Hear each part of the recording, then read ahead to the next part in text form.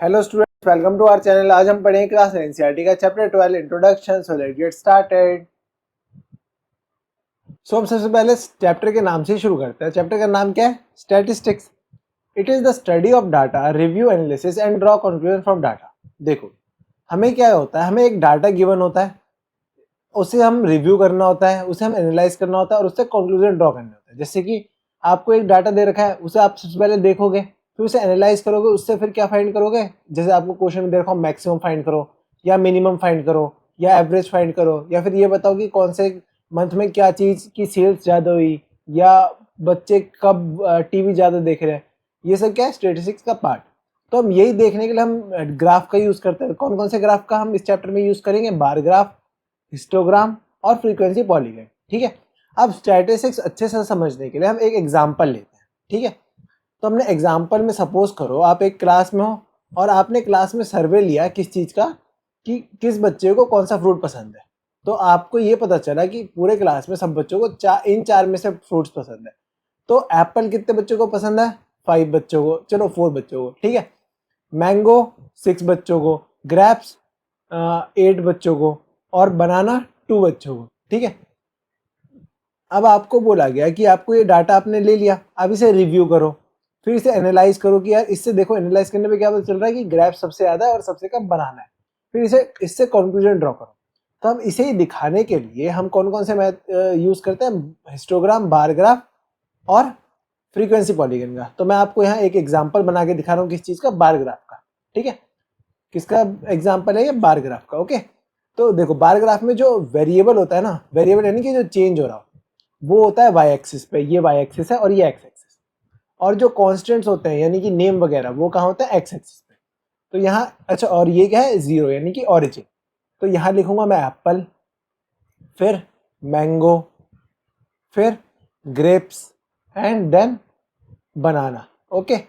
अब मैं क्या करूंगा, इसमें देखो बार ग्राफ यानी कि बार बनाऊंगा, बार यानी कि ऐसे एक बॉक्स। ठीक है, रेक्टेंगल बॉक्स। तो इधर आप, इधर मैं नंबरिंग कर देता हूँ। कैसे? 1 2 3 4 5 6 7। अच्छा चलो, इसे ना 8 हटा के इसे कर देते हैं कि बच्चों को 8 नहीं पसंद, समथिंग छोटा ले लेते हैं। तो 3 ग्रेप्स, 3 बच्चों को ग्रेप्स पसंद है। ठीक है। एप्पल कितने बच्चों को पसंद है? 4 को। तो एक रेक्टेंगल बार बनाऊंगा, किस हाइट का? देख रहे हो, ये 4 हाइट का। फिर मैंगो के आगे कितने हाइट का बनाऊंगा? 6 हाइट का। तो ये हो जाएगा इतना। फिर ग्रेप्स के आगे किस हाइट का बनाऊंगा? 3 हाइट का। तो ये हो गया। और बनाने के सामने 2 हाइट का। ठीक है। और इन सब की विड्थ क्या होगी? सेम। तो ये क्या है? Bar graph. इसमें देखो, आपको देखते ही पता चल जाएगा, आपको इसमें नहीं देखने की जरूरत है इतना। आप ये बार ग्राफ देखते ही बता दोगे कि यार सबसे बड़ा कौन, मतलब सबसे ज्यादा कौन सा फ्रूट पसंद है क्लास में? मैंगो। सबसे कम की क्या पसंद है? बनाना। ठीक है। ग्रेप्स कितने बच्चों को पसंद है? आप तुरंत देखोगे और बता दोगे कितने बच्चों को पसंद है? 3। ऐसे, इसलिए हम ये ग्राफ ड्रॉ करते हैं। ठीक है। अब हम एक बार आइडिया ले लेते हैं कि कैसे, कौन कौन से ग्राफ कैसे दिखते हैं। जैसे बार ग्राफ कैसे दिखता है? ऐसा, जो मैंने अभी पिछले बार में ड्रॉ करके भी दिखाया। हिस्टोग्राम और बार ग्राफ में क्या अंतर है? देखो, इसमें भी बार यूज होते हैं, इसमें भी बार यूज होते हैं, पर इसके बार के बीच में देखो गैप्स है। ठीक है। इन सब के बार के बीच में गैप्स होता है, पर हिस्टोग्राम में गैप्स नहीं होते। और देखो, इन सब के बार का विड्थ देख रहे हो, ये सब एक साइज के हैं, मतलब एक लेंथ विड्थ है इनकी। यानी कि सपोज करो ये सारे आइडेंटिकल मोटे हैं। ठीक है। और हिस्टोग्राम में क्या होता है, या फिर सारे सेम भी हो सकते हैं, पर जरूरी नहीं हर बार सेम हो। जैसे ये देखो यहाँ, इसकी विड्थ ज्यादा है और इसकी विड्थ कम है। नेक्स्ट क्या है? Frequency polygon. तो फ्रीक्वेंसी पॉलीगन हम दो तरीके से बनाते हैं, एक ऐसे और एक ऐसे। तो इस मेथड में क्या करते हैं हम, जैसे हिस्टोग्राम बना के उन सबका मिड पॉइंट को वो कर देते हैं ऐड। देख रहे हो, ये मिड पॉइंट ऐड करके मैंने कुछ ऐसे ही ग्राफ बनाया है, ऐसा। ठीक है। और इस वाले मेथड में क्या करते हैं हम, डायरेक्ट जो जो पॉइंट्स हैं वो प्लेस करते जाते हैं और उन सब पॉइंट्स को कनेक्ट कर देते हैं। ठीक है। अब हम सब ग्राफ का एक डिटेल एग्जांपल भी लेंगे। तो पहले हम शुरू करते हैं बार ग्राफ से। तो बार ग्राफ क्या होता है? अब bar graph is a chart that use bar to show and compare different amount of values. देखो, मैंने जब ये एग्जांपल करवाया आपको पहली स्लाइड पे, तो मैंने क्या दिखाया था? बार ग्राफ कुछ ऐसा होता है। इसमें बार से क्या डिफाइन करते हैं हम, कि कितना नंबर ऑफ आइटम्स है। तो यानी कि बार ग्राफ एक ऐसा चार्ट है जिसमें हम बार की मदद से अमाउंट या फिर वैल्यूज या फिर क्वांटिटीज शो करते हैं। जैसे कि फॉर एग्जाम्पल सपोज करो मैं अपना मंथली वो कर रहा हूँ, खर्चा मतलब एक्सपेंसेस काउंट कर रहा हूँ, ठीक है। तो मैंने क्या देखा कि मेरे ग्रोसरी में कितने जाते हैं 4000, रेंट में कितना जाता है 5000, इलेक्ट्रिसिटी ऑफ एजुकेशन में कितना जाता है 5, मेडिसिन में 2, फ्यूल में 2 और एंटरटेनमेंट में 1 और मिसलिनियस में 1, ठीक है। अब मुझे जानना है कि यार ये जो मैंने डिटेल निकाला ना अपना, मतलब जो डाटा कलेक्ट किया, किस फॉर्म में कन्वर्ट कर दूं, बार ग्राफ के फॉर्म में। तो बार ग्राफ कैसे बनाते हैं, देखो सबसे पहले आपको एक्स और वाई एक्सिस ड्रॉ कर लेनी है, ठीक है। एक्स और वाई एक्सिस ड्रॉ कर ली। अब देखो मैं शॉर्ट फॉर्म के लिए ग्रोसरी को जी लिख देता हूँ, जस्ट शॉर्ट फॉर्म के लिए, आपको पूरा लिखना है, ठीक है। रेंट को आर, एजुकेशन को ई, मेडिसिन को एम, एफ को फ्यूल, एंटरटेनमेंट को ई एन और मिसलिनियस को एम आई, ठीक है। ऐसे मैंने लिख लिया। अब देखो और इस साइड में क्या कर दूंगा, कितने मैक्सिमम 5 तक तो मैं एक एक्स्ट्रा बना देता हूँ, 1 2 3 4 5 6 6 तक ही बहुत है, वैसे आप एक्स्ट्रा बनाना चाहो तब भी कोई दिक्कत नहीं है, ठीक है। अब इसमें से मैं देखो एक रेक्टेंगल चूज कर लेता हूँ जिससे कि हमें इजी होगा ड्रॉ करने में। ओके, तो देखो ग्रीन कितना है, ग्रीन किस हाइट, ग्रोसरी किस हाइट तक है, देखो 4 तक, तो मैंने एक बार बना लिया किसका, 4 का। फिर जो रेंट है वो कितना है 5000, तो मैंने एक ट्राइंगल बना लिया किस हाइट का, 5000 का। फिर एजुकेशन कितना है, वो भी 5000 है, तो वो भी मैं सेम टू सेम बना लूंगा 5000, ठीक है। इसे थोड़ा थोड़ा एडजस्ट कर लेना, मैंने मतलब आप जब ड्रॉ करोगे ना तो सेम हाइट होनी चाहिए, वैसे मैं सेम हाइट बनाने की कोशिश कर रहा हूँ, और विड्थ भी सबका सेम होना चाहिए। ओके, मेडिसिन कितना है 2000, तो मेडिसिन के आगे मैं कितना बड़ा बॉक्स बना दूंगा 2000 का, ठीक है। एक मिनट मैं एग्जैक्ट हाइट बना देता हूँ, ठीक है। फ्यूल का कितना है, वो भी 2000 है, तो ये हो जाएगा, ये भी हो जाएगा 2000। फिर एंटरटेनमेंट का कितना है 1000, तो 1000 का बॉक्स बना देते हैं, ये हो गया 1000 का बॉक्स। और फिर मिसलिनियस का कितना है, वो भी 1000, तो वो भी 1000। अब देखो इस बार ग्राफ में मतलब थोड़ा सा हल्का पतला मोटा हो गया, पर आपको सारा सेम शेप का बनाना है। ओके, तो इसमें ध्यान दो कि हम देखते ही नहीं बता सकते कि किस में सबसे ज्यादा खर्चा हो रहा है। मेरा सबसे ज्यादा खर्चा किस में हो रहा है, रेंट में और एजुकेशन में। ये देख रहे हो, ये दोनों बार सबसे बड़े हैं, तो रेंट और एजुकेशन में सबसे ज्यादा खर्चा हो रहा है। फिर मैं बोलूंगा थर्ड नंबर पे किस में खर्चा हो रहा है, तो मैं देखूँ क्या पता चलेगा, देखो देखते ही पता चल रहा है कि उसके बाद किस में खर्चा हो रहा है, ग्रोसरी में। सबसे कम खर्चा किस में हो रहा है, एंटरटेनमेंट और मिसलिनियस में, ऐसे, ठीक है। तो ये किसका एग्जाम्पल हो गया, बार ग्राफ का। अब बार ग्राफ में हमेशा ध्यान देना, ये साइड एक्स मतलब सब में ये साइड एक्सिस वाई एक्सिस होती है, तो बार ग्राफ में जितने भी नेम्स हैं यानी कि कॉन्स्टेंट्स हैं, वो कहाँ होंगे, एक्स एक्सिस पे, ये क्या होंगे, कॉन्स्टेंट्स। और इधर क्या होंगे, वेरिएबल, इधर क्या होंगे, वेरिएबल। वेरिएबल यानी कि जो नंबर चेंज हो रहे हैं, जैसे 4 चेंज हो रहा है, 5 चेंज हो रहा है, 5 चेंज हो रहा है, ये क्या है, वेरिएबल्स। ओके, अब नेक्स्ट है हिस्टोग्राम। हिस्टोग्राम क्या होता है, ये एक टाइप ऑफ ग्राफ होता है that shows how many number times fall into different group of range. देखो जब भी हमें बोल दे, जैसे वहां क्या था, एक नेम था और उसका इतना वैल्यू था, पर अगर मुझे बोल दे कि क्लास में इतने से लेके इतने बच्चे, मतलब 1 से लेके 5 रोल नंबर के 10 मार्क्स आए, तो ये क्या हो गया, ये एक रेंज दे दी मुझे, क्या दे दी, रेंज, यानी कि 1 से लेके 5 तक, ये क्या है, रेंज।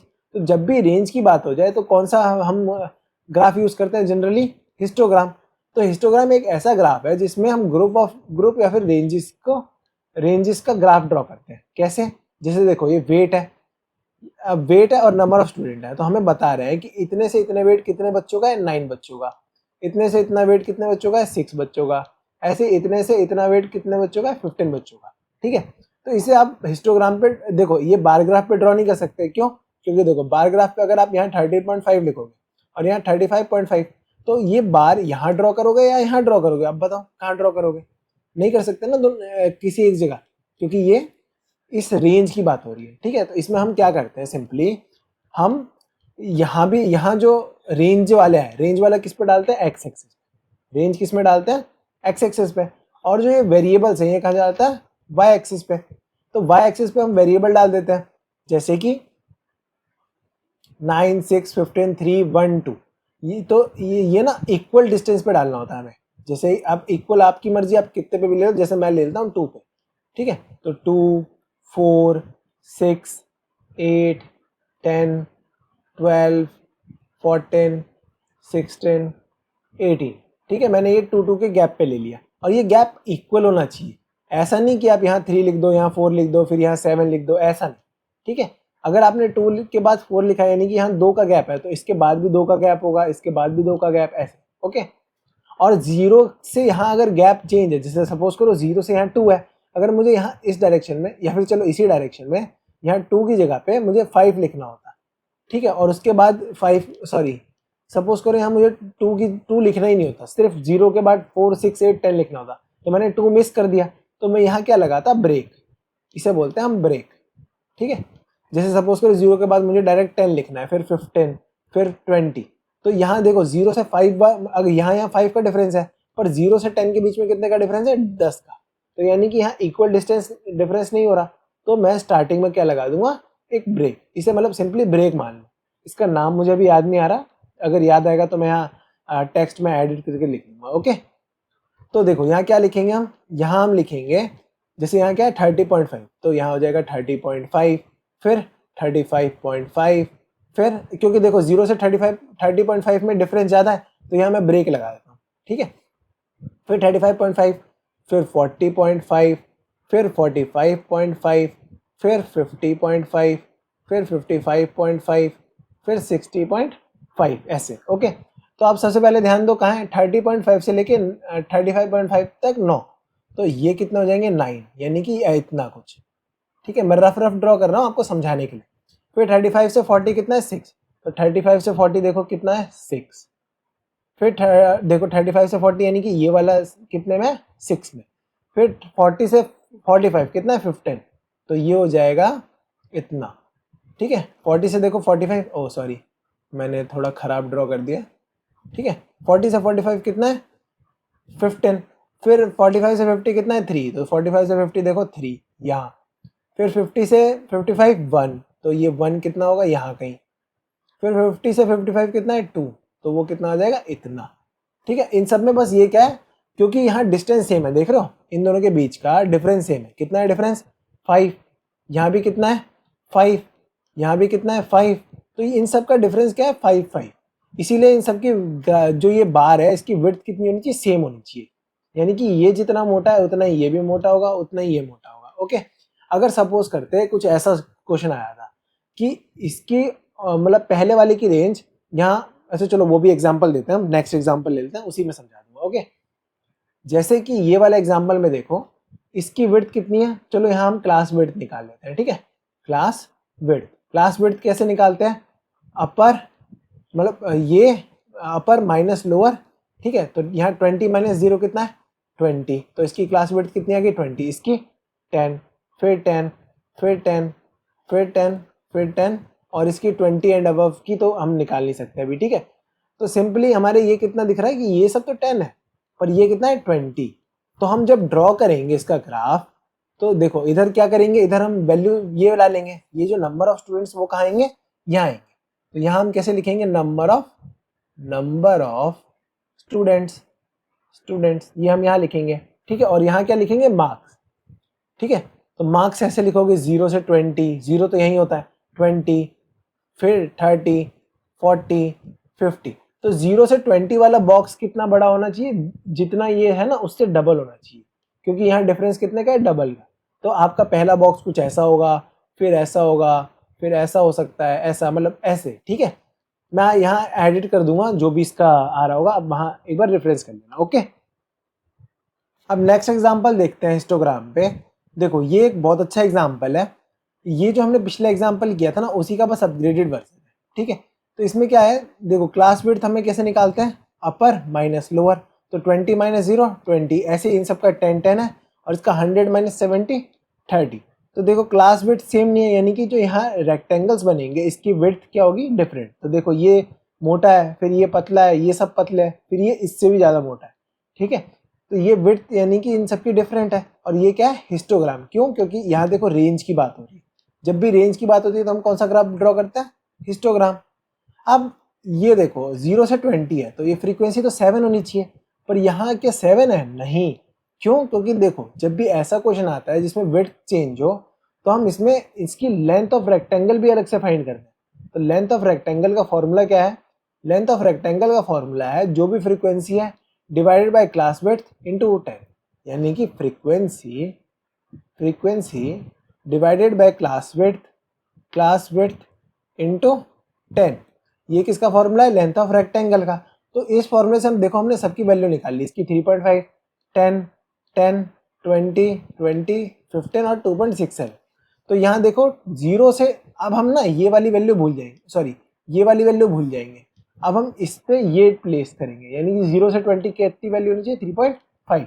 तो देखो 0 से लेके, ये 0 है, तो 0 से लेके 20 तक कितनी वैल्यू है? देखो 4 से थोड़ी सी नीचे, ये रहा 4 और इससे हल्की नीचे, यानी कि 3.5। अब 20 से 30 कितना है? देखो 20 से 30 10, तो यहाँ भी देखो 10 है। ऐसे ही 30 से 40 भी 10 है, 10, फिर 20, 20, फिर 15, तो देखो ये भी 15 है। फिर कितना है? 2.67। कहाँ से कहाँ तक? 70 से 100, तो 70 से लेके 100 देखो कितना है? 2.67, तो 2 से हल्का सा ऊपर। समझ में आया कैसे ड्रॉ किया हिस्टोग्राम? अगर आपको कुछ ऐसा क्वेश्चन आ जाए, तो ऐसा एग्जाम्पल क्वेश्चन आ जाए, तो आप इस एग्जाम्पल को देख के कर सकते हो। समझ में आया ना?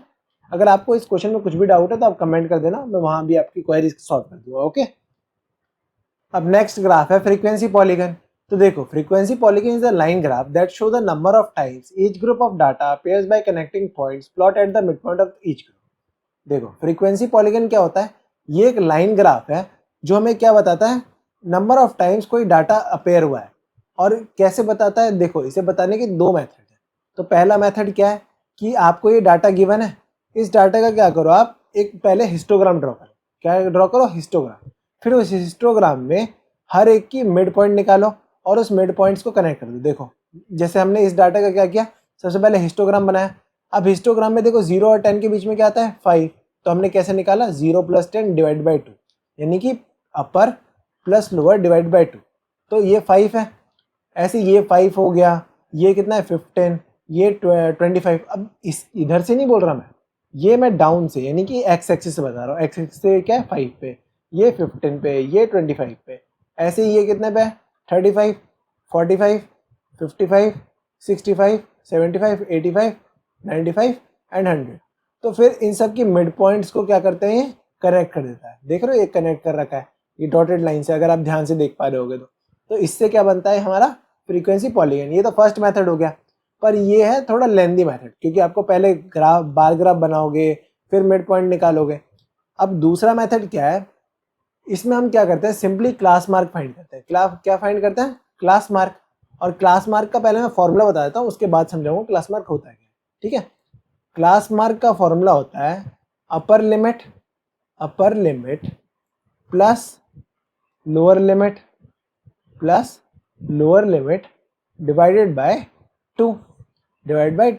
तो इधर ध्यान दो, इसका क्लास मार्क क्या आएगा इन सबका? तो upper limit 140 plus 150 divided by 2। तो 140 प्लस 150 कितना होता है? 290, 290 डिवाइडेड बाई 2 145। ऐसे इसका कितना आएगा? इसका आएगा 155, इसका 165, फिर 175, 185 और 195। अब देखो जैसे हम कोऑर्डिनेट ज्योमेट्री में ग्राफ में प्लेस कर देते ना, जैसे सपोज करिए ये 2 है, ये 1 है, तो 1, 2 कहाँ प्लेस करेंगे? 1 नी एक्स एक्सिस पे और 2 वाई एक्सिस पे, तो यहाँ पॉइंट करेंगे। वैसे ही हम यहाँ भी काम करेंगे। यहाँ भी हमें क्या करना है? ये सारे पॉइंट्स प्लॉट करने हैं। तो कौन से पॉइंट्स प्लॉट करने हैं हमें 145 पे 5 प्लॉट करना है। तो देखो इधर ध्यान दो, ये मैंने ब्रेक लगाया। ब्रेक क्यों लगाया आपको पता है ना? 0 से 135 बहुत लंबा गैप है, और यहाँ फिर कांस्टेंट गैप है, 10 है, फिर 10 है, फिर 10, 10, 10 ऐसे। ठीक है, और यहाँ क्यों नहीं लगाया? क्योंकि देखो यहाँ 2 का गैप है, यहाँ भी 2 का, यहाँ भी 2 का, इसलिए। ठीक है, यहाँ कांस्टेंट गैप्स है। समझ में आया? अब यहाँ ध्यान दो, हमने क्या किया? 135 पे हमारा स्टार्टिंग यहाँ से हो रहा है, तो 135 पे 0, 145 पे कितना है? देखो 145 पे कितना है? 5, 155 पे 10, 165 पे 20, तो 145 पे देखो कहाँ है? 5 पे। तो मैंने ये वाला पॉइंट कहाँ प्लेस कर दिया? 145 पे 5। ऐसे ही इस पॉइंट को कहाँ किया? 155 पे 10, फिर 165 पे 20, 175 पे 9, 185 पे 6 और 195 पे 2, फिर 205 पे वापस से 0। फिर मैंने क्या किया? इन सबको कनेक्ट कर दिया। तो ये कौन सा ग्राफ बन गया? ये हमारा बन गया फ्रीक्वेंसी पॉलीगन। तो ये मेथड थोड़ा ज़्यादा इजी होता है, क्योंकि इसमें हमें बार ग्राफ ड्रॉ नहीं करना पड़ता, तो हमारा टाइम भी बच जाता है।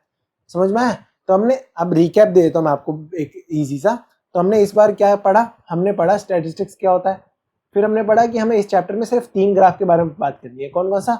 बार ग्राफ, फिर हिस्टोग्राम और फ्रीक्वेंसी पॉलीगन। और कौन सा? Frequency polygon. फिर हमने देखा कि बार ग्राफ में क्या होता है, बार के बीच में स्पेस होता है और इन सब बार की लेंथ क्या होती है, सॉरी लेंथ नहीं, विड्थ क्या होती है, विड्थ सेम होती है। ठीक है।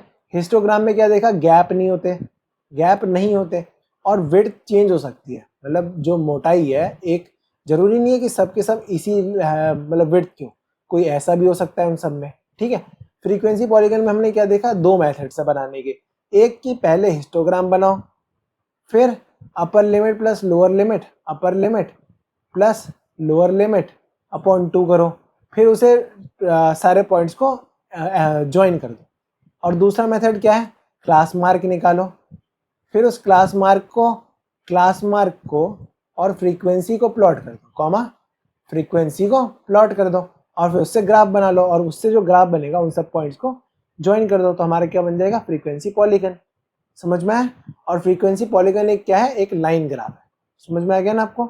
ये हमने आज की वीडियो में पढ़ा। तो अभी तक पढ़ाए हुए टॉपिक में अगर आपको कोई भी डाउट हो तो आप नीचे कमेंट कर देना, मैं वहाँ आपका क्वेरी सॉल्व कर दूंगा। ठीक है। और अगर आपको लगता है कि मेरी वीडियो में कोई इंप्रूवमेंट की जरूरत है तो प्लीज़ मुझे बताना। ठीक है। तो आज की वीडियो में इतना ही। अगर आपको वीडियो अच्छी लगी हो तो वीडियो को लाइक और दोस्तों शेयर करना ना भूलें। अगर आप इस चैनल पे न्यू है तो नीचे सब्सक्राइब बटन पे क्लिक करें। मिलता है अगली वीडियो में। Bye, stay tuned.